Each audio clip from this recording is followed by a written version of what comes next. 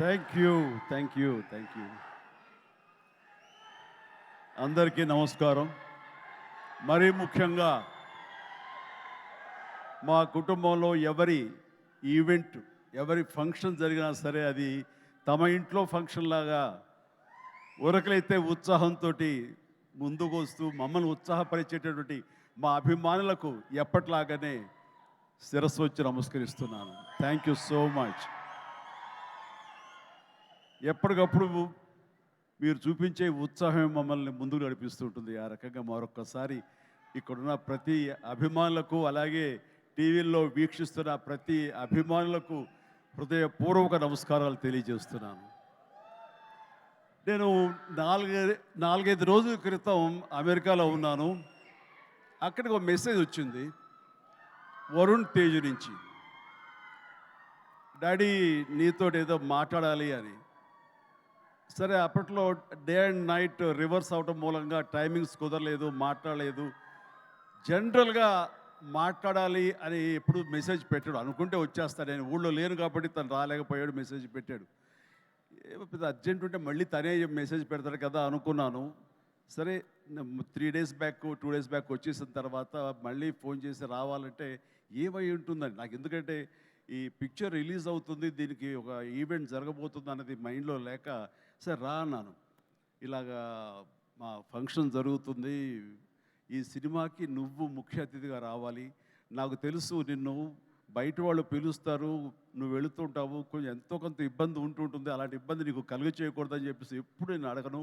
ఎప్పుడు ముఖం దాకా వచ్చావో, తర్వాత ఇంకో దానికి వచ్చావో లేదో, అంతేగాని మళ్ళీ నాన్న తర్వాత నువ్వు వస్తే బాగుంటుందని.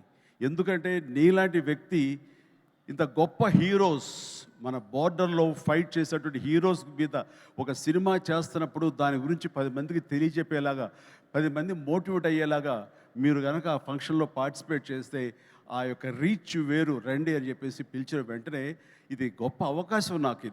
అది నేను రావడం వాళ్ళకి అవకాశం కాదు. ఇలాంటి గొప్ప సినిమా గురించి, ఇలాంటి గొప్ప హీరోల మీద తీసిన సినిమా గురించి, మన బార్డర్లో ఉండే మన కోసం, మన రక్షణ కోసం, మన సరిహద్దులో ఫైట్ చేసేటటువంటి వారియర్స్ గురించి ఇలాంటి సినిమా తీసినప్పుడు దాని గురించి 4 మాటలు చెప్పడం అనేది నాకు దక్కినటువంటి గొప్ప అవకాశంగా నేను భావిస్తుంటాను.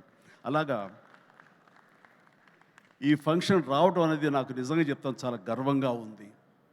సో ఇందులో ఉండే పాయింట్స్ ఏమిటి అన్నప్పుడు, నాకు ఎప్పుడైతే పుల్వామాలో జరిగినటువంటి ఈ టెర్రరిస్ట్ అటాక్ ఉంది, అది ఒక బ్లాస్ట్ అయ్యి 40 మంది సిఆర్పిఎఫ్ వాళ్ళు చనిపోవటం చూసాము.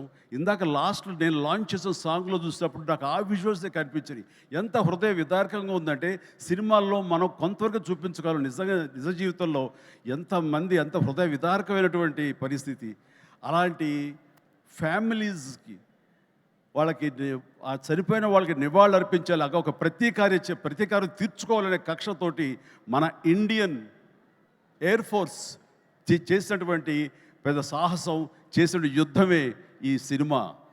If I'm right yeah. So అది సరిగ్గా నేను అవును వరుణ్, నాకు అక్కడ ఒక్కసారి ఈ వ్యాలంటైన్స్ డే ఏంటి, ఏదైనా రొమాంటిక్ టచ్ ఉందా ఏంటి, ఇందులో ఏదైనా సినిమాని కమర్షియలైజ్ చేశారంటే లేదు. February 14th నాడు ఈ సర్జికల్ స్ట్రైక్ చోటు చేసుకుంది. కాబట్టి దానికి సినిమా పరంగా మేము పెట్టుకున్నటువంటి ఈ పేరు ఇది ఆపరేషన్ వ్యాలంటైన్స్ డే అని చెప్పేసి. వెరీ సెన్సిబుల్గా ఉంది, బాగుందని అన్నాను. ఆ తర్వాత ఈ సినిమా గురించి తను మాట్లాడుతూ, first of all Shakti Pratap Singh director.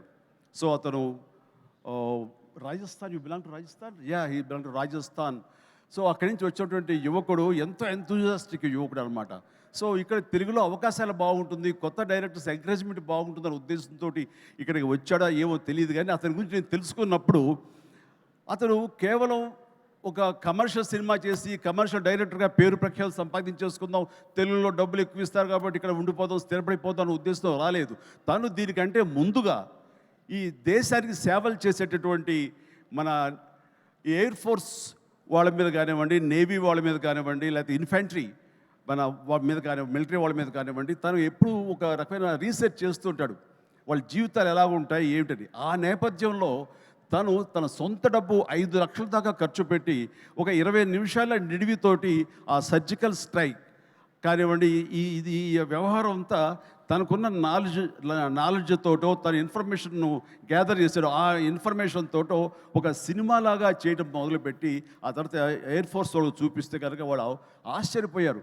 ఈ సినిమా, ఈ షార్ట్ ఫిల్మ్ ఒక ట్రిబ్యూట్ లాంటిది, ఇంత పెర్ఫెక్ట్ ఇన్ఫర్మేషన్ నీకు ఎవరు ఇచ్చారు, ఇందులో చాలా సీక్రెట్స్ ఉన్నాయి, బయట చెప్పే విషయాలు కాదు, ఇది నీకు ఎలా తెలుస్తుందని. సోమా, ఇందాక నువ్వు అన్నావు కాదు ఏదో లీక్ చేస్తావని, ఇది లీక్ చేసేస్తాను. ఓకేనా? హ్యాపీయా? Happy sir. ఎస్, ఇది ఎవరు చెప్పరు, సినిమా కూడా చూపించారు, అందుకు చెప్పేస్తాను. సో ఎయిర్ ఫోర్స్ వాళ్ళు ఈ సినిమా చూసి, ఆ చిన్న సినిమా చూసి ఇది ఇంకెప్పుడు తీయద్దు వీటిలాగా అన్నారు. ఏంటి అన్నారు. అసలు ఇలాంటివి సీక్రెట్స్ ఇవన్నీ నీకు ఎవరు చెప్పారు ఏంటంటే, నాకు ఉన్నటువంటి కొంతమంది స్నేహితులు వాళ్ళ దీంతో ఇన్ఫర్మేషన్ తీశాను సార్ అంటే, ఫెంటాస్టిక్, ఈసారి సినిమా తీసేటప్పుడు మమ్మల్ని అప్రోచ్ అవ్వు, మేము ఇంకా ఆథెంటిక్గా చెప్తాము, ఇందులో ఉండే ప్రతి ఇన్సిడెంట్, ప్రతి ఇది చాలా అధికారికంగా ఉంటుంది అంటూ వాళ్ళ దగ్గర కూర్చోపెట్టుకుని ఈ సినిమాకి కావాల్సిన కంటెంట్ని చాలా ఆథరైజ్డ్గా జరిగింది ప్రతిదీ యథార్థగాథగా వాళ్ళు విశదీకరించి విడమర్చి చెప్పినప్పుడు తను ఇన్స్పైర్ అయ్యి ఈ కథ రాసుకున్నాడు. దీనికి కమర్షియల్ హంగులు ఎలాగో ఉంటాయి మిమ్మల్ని అందరినీ ఉత్సాహపరచడానికి. సో ఆ హంగులతోటి ఈ కథ వినిపించగానే సిద్ధు ప్రొడ్యూసర్, అలాగే వరుణ్ తేజ్ ముందు ఈ కథ విని చాలా బాగుందంటూ సిద్ధుని పిలిచి నువ్వు చెయ్యి, మనం చేద్దాం అనుకున్నప్పుడు సోనీ వాళ్ళు కూడా ఈ కథ నచ్చి వాళ్ళు కూడా దీంట్లోకి జాయిన్ అయ్యి టుగెదర్గా వీళ్ళందరూ కలిపి ఈ సినిమాని తీశారు. ఇది ఆద్యంతం చాలా చాలా బాగా వచ్చిందని చెప్పేసి నేను వాళ్ళు చెప్తుంటే కనుక ఐ ఫెల్ట్ వావ్, ఇలాంటి సినిమాలు ఆడాలి. ఎందుకంటే మనం ఎంత సరే దేశభక్తి మనకి ఎంత ఉన్నా సరే ఇలాంటి సినిమాలు, ఇలాంటి కథాంశాలు వచ్చినప్పుడు ఒక తెలియని ఒక ఉప్పొంగిపోతుంది మనకి దేశభక్తి. అంటే మనం సాధారణంగా చూడండి, ఇంట్లో జనగణమన పాడగానే వినపడగానే మనం లేచి నిలబడిపోతాం. అది లోపల ఉన్నటువంటి భావాన్ని బయటికి వ్యక్తీకరిస్తుంది, బయటికి తెలియజేసేలాగా మనం మనోగతం అంతా ఒక ఉప్పొంగుతుంది. సో అలాగా ఇలాంటి కథలు వచ్చినప్పుడు ఖచ్చితంగా మనం రొమాంటిక్ సినిమాలు, ప్రేమ సినిమాలు, యాక్షన్ సినిమాలు చూస్తుంటాం, వాళ్ళని ఆదరిస్తుంటాం, వాళ్ళకి డబ్బులు ఇస్తుంటాం. కానీ ఇలాంటి సినిమాలు మన కోసం చేసినప్పుడు, ముఖ్యంగా యూత్ ఇలాంటి సినిమాలు చూడాలి. మన కోసంగా చలిలోనూ అక్కడ నిద్రాహారాలు లేకుండా ఏడారుల్లోనూ ఎలాగ కాపు కాస్తారు, ఎలాగ మనం రక్షిస్తారు అనేది ప్రతి ఒక్కరు చూడాలి. ఎందుకంటే ఈ సినిమా చూడటం అనేది మీ వినోదం కోసం ఒక పక్కన పెడితే, ఈ సినిమా అనేది ఒక ఎక్స్పీరియన్స్ అని మీరు పక్కన పెడితే, ఈ సినిమాకు సంబంధించినటువంటి అలాంటి రియల్ హీరోస్ వాళ్ళకి ఒక సెల్యూట్. ఈ సినిమా మనందరం చూడాలి, చూసి తీరాలి. అండ్ ఆ రకంగా ఈ సినిమాని ఎంతో రీసెర్చ్ చేసి చాలా ఆథెంటిక్గా తీయగలిగాడు అది శక్తి ప్రతాప్ సింగ్. సో అలాంటి శక్తిని నేను మనస్ఫూర్తిగా అభినందిస్తూ, ఇక్కడ ఇంకొక విషయం, శక్తి మన తెలుగు పరిశ్రమకి ఇంకొక చక్కటి మెసేజ్ ఇచ్చాడని నేను భావిస్తాను వ్యక్తిగతంగా. ఈ సినిమా రిలీజ్ తర్వాత హిట్, సూపర్ హిట్ అవుతుంది వేరే విషయం. బట్ ఈ సినిమా రిలీజ్కు ముందే హిట్ అయ్యేలాగా తను చేసేటువంటి ప్రొడక్షన్ వాల్యూస్ అంతా ఇంత కాదు. ఎందుకంటే ఈ సినిమా కేవలం 75 డేస్లో తను తీయగలిగాడు. అలాగే budget with in the rich, చాలా తక్కువ బడ్జెట్లో, రీజనబుల్ బడ్జెట్లో చేశాడు. ఎవరైనా ఈ సినిమా చూస్తే కనుక, ఈ రిచ్నెస్ చూస్తే కనుక, ఆ ఎక్విప్మెంట్ కానీ, ఆ ఫ్లైట్స్ కానీ అవన్నీ కూడా ఫ్లై అయ్యేలా తీశారంటే అది నిజంగా వాళ్ళు విన్నటువంటి బడ్జెట్లో అది ఆషామాషి విషయం కాదు అది. సో ఆ రకంగా సినిమా రిలీజ్కి ముందే తను సూపర్ సక్సెస్ అయ్యాడు శక్తి అని నేను మనస్ఫూర్తిగా నా అభినందనలు తెలియజేస్తాను. ఇది చాలామందికి ఒక మోటివేషన్ అవ్వాలి, చాలామందికి ఇది ఇన్స్పిరేషన్ అవ్వాలి. సో డబ్బు ఖర్చు పెడితేనే కాదు రిచ్నెస్ వచ్చేది. రిచ్నెస్ ఎలాగొస్తుందంటే మన థాట్ నుంచి వస్తుంది.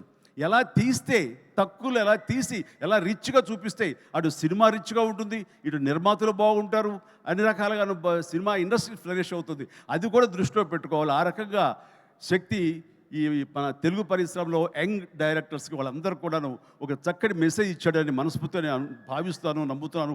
అదే రకంగా అతను నేను మనస్ఫూర్తిని అభినందన తెలియజేస్తున్నాను. ఇక ఇందులో చాలా స్మార్ట్గా, ఒకప్పుడు నాకు డైనీ కనిపించాడుగా కనిపిస్తున్నాడు ఈ షతాఫ్ అండ్ వండర్ఫుల్. నాకు ఒకసారి డేనీ డొంజోగ్పా ఉన్నట్టుగా ఉన్నాడు ఆయనకి ఈ సినిమా తర్వాత తెలుగు ఇండస్ట్రీలో మంచి అవకాశాలు వస్తాయి. So all the very best, God bless. అలాగే ఇంకా నవదీప్ ఉన్నాడు. నవదీప్ చూసేగా మా ఇంట్లో రామ్ చరణ్, రాణా, వరుణ్ వీళ్ళలాగానే తను కూడా చాలా అల్లరోడు, కానీ చాలా సినిమా వరకు చాలా బుద్ధిగానే ఉంటాడు. అండ్ వాళ్ళ ఫ్యామిలీ అంతా నాకు తెలుసు, వాళ్ళ అమ్మగారు వాళ్ళందరూ కూడా నాకు బాగా పరిచయం. ఆ రకంగా మా కుటుంబ సభ్యుడిగా నేను భావిస్తుంటాను. ఈ సినిమాలో నాకు ధ్రువలో తన పెర్ఫార్మెన్స్ చాలా బాగా నచ్చింది ఈ మధ్యకాలంలో. అలాగే ఈ సినిమాలో కూడా చాలా చక్కటి క్యారెక్టర్ చేస్తుంటానని నేను భావిస్తాను. ఇంకా మంచి క్యారెక్టర్స్, ఇంకా నువ్వు వెరీ స్ట్రాంగ్ హీరోగా ఉండాలి నా కోరిక. అసలు హీరోగా ఉన్నటువంటి ఆ లక్షణాలు అన్నీ ఉన్నాయి. బట్ వస్తుంది అవకాశం, చేద్దాం. అండ్ దెన్ నేను ఎప్పుడు టైం పాస్ అవడం కోసంగా చూస్తుంటే ఒక వ్యక్తిని తరచూ చూస్తుంటాను ఈ మీమ్స్లో.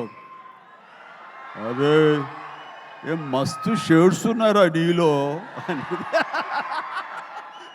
నో మస్తు షేడ్స్ ఉన్నాయరా, ఏమ్రో కమల్ హాసన్ లాగానే అనేది.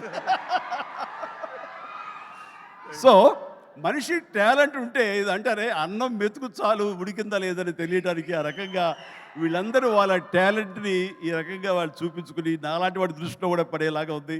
అండ్ చిన్ననాటి నాస్టాలజిక్ ఫీలింగ్స్ నువ్వు చెప్పగలిగావు. I'm also so happy. నన్ను చూసి మీరు అంత ఆనందపడతారో, మీ ఫీలింగ్స్ చెప్పినప్పుడు, మీ చైల్డ్హుడ్ విషయాలు చెప్పినప్పుడు నాకు అంతే ఆనందంగా ఉంటుంది, అంతే ఇన్స్పిరేషన్గా ఉంటుంది. I'm really glad to hear that. So nice of you. And then ఇక హరిరామ్ జోగయ్య గారు టెక్నీషియన్స్గా పోలిస్తే వారు మాకు మంచి మిత్రులు. అండ్ వారికి నా అభినందన తెలియజేస్తున్నాను. అండ్ తర్వాత ఇక్కడ డిఓపి హరి గారు, వారికి కూడా మా బెస్ట్ విషెస్. ఈ సినిమా పెద్ద హిట్ అవుతుంది, ఆయన విజువల్స్ కూడా బాగుంటాయని నేను నమ్ముతున్నాను. ఆయన కూడా మంచి పేరు రావాలి. ఇక విజయ్ వీళ్ళందరూ, అలాగే ఓకే, గాడ్ బ్లెస్. అలాగే సిద్ధు కూడా మంచి ప్రొడ్యూసర్గా ఎదగాలని మనస్ఫూర్తిగా కోరుకుంటున్నాను. మీరు చెప్పే దగ్గరకు వచ్చేదో కాదు. Good luck please. And then ఇక్కడ యంగ్ డైరెక్టర్స్ చాలామంది వచ్చారు, కరుణాకర్ ఇలాంటి వీళ్ళందరూ కూడాను ఈ సినిమాలో వాళ్ళ సినిమా అన్నట్టుగా భావించి వాళ్ళు చెప్పినటువంటి మంచి మాటలు, గుడ్ విషెస్ ఈ సినిమాకి బలంగా ఉంటాయి. ఇక అందరి గురించి చెప్పి, నా బిడ్డ వరుణ్ తేజ్ చిన్నప్పుడు సరే అందరూ ఒకే చోట తిన్నాము, ఒకే చోట పెరిగాము, ఒకే చోట పడుకున్నాము. వాళ్ళ జీవితం అంతా నాతోటే. అండ్ వాళ్ళు ఏది అవ్వాలని సరే వాళ్ళని అది అవ్వనివ్వకుండా చేశానేమో. రోజు నేను మేకప్ వేసుకుని నా సినిమాలు చూస్తూ, నా ఇంట్లో కాస్ట్యూమ్స్, మేకప్ ఇవన్నీ చూసి వాళ్ళు ఇంకో రకంగా ఆలోచించలేకపోయారు. అందుకనే వాళ్ళకి ఏం చేయాలా అన్న ఆలోచన ఒకవేళ చదువు అయిపోయిన తర్వాత యాక్టర్ కాక ఇంకెందుకు మనం అనేది అనుకున్నారేమో. నా దగ్గర చెప్పగానే నేను ఇలాంటి వాటిలో చాలా ఎంకరేజ్ చేస్తాను. ఎందుకంటే film industry the best film industry. నేను దీన్ని చాలా గౌరవిస్తాను. ఇది కళామ తల్లి అని నేను భావిస్తుంటాను. మనం ఎంత గౌరవిస్తే ఆ ఫిల్మ్ ఇండస్ట్రీ మన అంతగా ఆదరిస్తుంది, హక్కును చేర్చుకుంటుందని బలంగా నమ్మేవాడు నేను. కాబట్టి ఇలాంటి ఇండస్ట్రీకి నా బిడ్డలు వస్తే కనుక అంతకంటే కావాల్సింది ఏముందంటూ ఎంకరేజ్ చేస్తాను. వచ్చిన దగ్గర నుంచి నన్ను ఇన్స్పిరేషన్గా తీసుకున్నాడా, ఇంకెవరిని తీసుకున్నాడో ఏమో, కానీ ఈ పరిశ్రమకు వచ్చిన తర్వాత నుంచి నన్ను ఫాలో అవటం లేదు ఎప్పుడు. అది గుడ్. నేను దాన్ని హర్షిస్తాను. తను ముందు నుంచి కూడా చేసిన ప్రతి సినిమా డిఫరెంట్ జోనర్.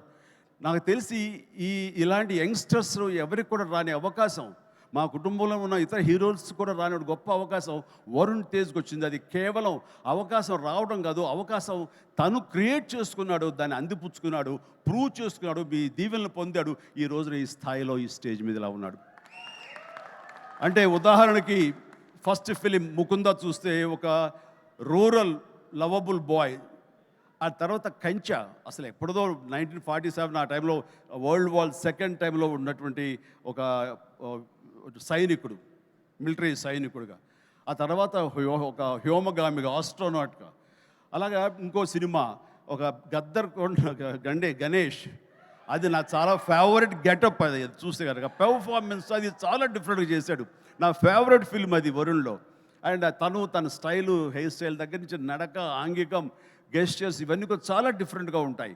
ఆ సినిమా కానివ్వండి. ఆ తర్వాత ఇక ఎన్ఆర్ఐ చేసినటువంటి ఫిదా కానివ్వండి, లేకపోతే లోకల్ సోఫిస్టికేటెడ్గా ఒక లవర్ బాయ్గా చేసిన వాళ్ళ బాబాయ్ ఇన్స్పిరేషన్ తోటి చేసిన తొలి ప్రేమ కానివ్వండి, అలాగే లేటెస్ట్ ఫిల్మ్స్ వరకు కూడాను ప్రతిదీ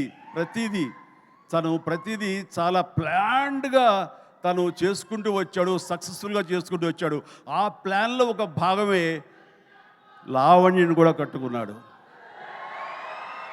అది సో ఆ రకంగా ప్రతిదీ వెరీ వెరీ సక్సెస్ఫుల్ స్టెప్స్ వేసుకుంటూ అన్ని జోనర్స్ యొక్క టచ్ చేస్తూ ఈ 13 తను చేసిన 13 సినిమాలు ప్రతిదీ వైవిధ్యమైన సినిమాలు చేసుకుంటూ ఎవరికి రానట్టు డిఫరెంట్ జోనర్స్ చేయగలిగాడంటే నేను ఏదో రొమాంటిక్ హీరో, నేను యాక్షన్ హీరో, కేవలం ఇలా చేయాలి అన్నది కాకుండా డిఫరెంట్ సినిమాలు చేసుకుంటూ వచ్చాడు.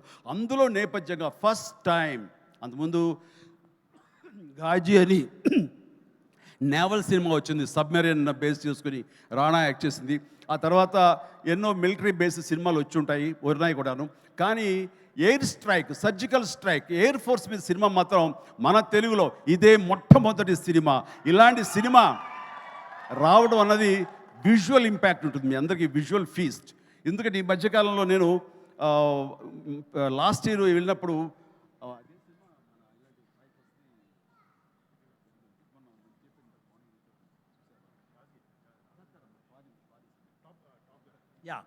టాప్ గన్ సినిమా చూశాను. టాప్ గన్ సినిమా చూస్తే అది చూసే ఇంత బాగా మనం చేయగలమా, ఎంత బాగా చేశారు అండ్ అంటూ నేను చాలా ఆశ్చర్యపోయాను విజువల్స్కి. అది 1 year బ్యాక్ చూసిన సినిమా అది. ఈరోజు చూస్తే కనుక మనలో మన తెలుగు వాళ్ళు, మన వరుణ్ తేజ్, మన సిద్ధు, మన శక్తి వీళ్ళందరూ కలిపి అలాంటి సినిమాని ఇక్కడ ఈజీగా చేసి అవతల పడేశారంటే టాలెంట్ అనేది ఎవడబ్బా సొత్తు కాదు, మనం కూడా ఆ స్థాయిలో ఉన్నాము. ఆ స్థాయిలో ఉన్నావు అనేది మరొక్కసారి ఈ సినిమా ద్వారా నిరూపించబడుతుంది. ఇలాగే వండర్ఫుల్గా చేశారు వాళ్ళందరూ.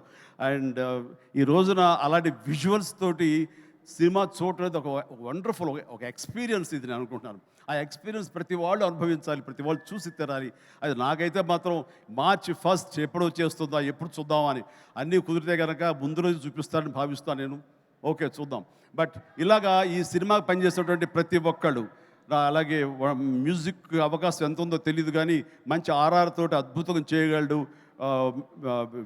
మేయర్, విక్కీ జే మేయర్.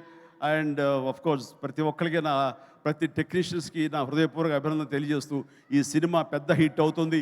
ఈ సినిమాని హిట్ చేయటం అనేది తీయటం వరకు వాళ్ళ బాధ్యత.